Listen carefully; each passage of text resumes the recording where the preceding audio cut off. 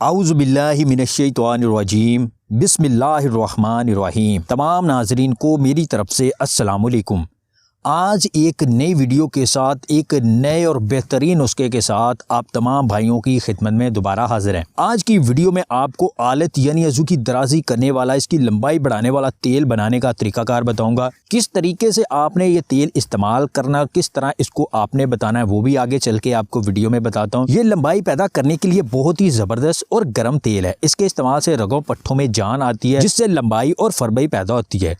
यह तेल अरब ममालिक में बहुत ज़्यादा इस्तेमाल किया जाता है। अगर आप भी अपने आलत की दराजी करना चाहते हैं तो इस तेल को आपने एक दफ़ा ज़रूर आजमा कर देखना है। इंशाअल्लाह ऐसी ताकत आपको मिलेगी कि आपसे कंट्रोल करना मुश्किल हो जाएगा। वीडियो शुरू करने से पहले छोटी रिक्वेस्ट है कि चैनल को सब्सक्राइब कर लें और साथ बेल आइकन पर भी लाजमी क्लिक कर लें, ताकि आपको हमारे तमाम नुस्खाजात की वीडियो रोज़ाना की बुनियाद पर मिलती रहे। अब चलते हैं हमारे आज के नुस्खे की जानिब। आपने क्या करना है कि रोज़ाना रात को सोने से पहले गर्म पानी से आपने अपने आलत को अच्छी तरह धोना है। पानी इतना गर्म हो जितना कि आप आसानी से इसको बर्दाश्त कर सकें।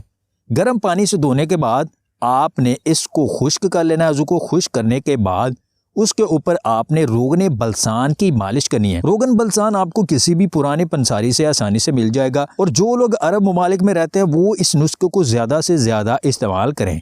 रात को मालिश करने के बाद आप ऊपर कोई मोटा कपड़ा या पान का पत्ता ज़रूर बांध लें, ताकि रगों पट्टों को अच्छी तरह गर्माइश मिले। जो मर्द हज़रात बिल्कुल ख़त्म हो चुके हैं, हाथ का इस्तेमाल उन्होंने बहुत ज़्यादा किया, तो उनके लिए ये नुस्खा बहुत ही ज़बरदस्त है। इसको कम अज़ कम आपने 15 दिन लगातार इस्तेमाल करना है। इंशाअल्लाह आपको इसके बेहतरीन रिजल्ट मिलेंगे। वीडियो पसंद आए तो इसे लाइक और शेयर ज़रूर कीजिएगा, और मज़ीद वीडियोज़ हासिल करने के लिए हमारे इस चैनल को सब्सक्राइब कर लें।